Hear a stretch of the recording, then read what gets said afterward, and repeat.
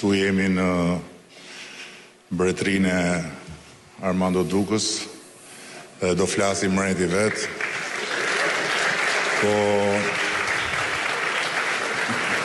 unë dua të në radh parë komplimentoj mbretin për organizimin.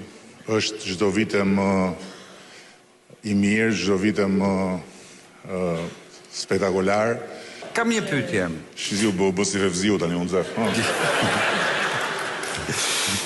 Ne tani do të ndjekim insertin e votimeve të kombëtarës për njëri tjetrin. Nëse dhe kjo pyetje më erdhi nuk di pse tani. Nëse do të bëni të ju një votim, pra u votuan këngëtarët e Këngës Magjike, u shpall më mirë, votuan vetë këngëtarët. Votojnë lojtarët e kombëtarës, shpallet më mirë.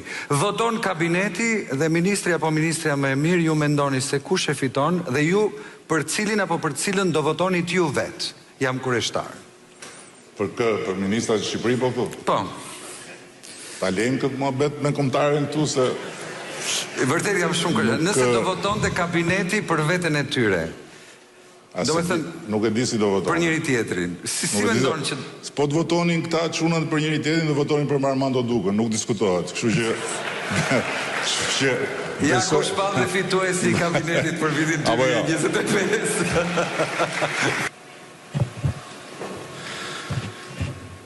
Në fakt sa herë që e takoj kryeministrin, më pyet sa mandate ke, me sa duhet do të ndjekim mandateve e mia dhe të shpallet mbreti vërtet.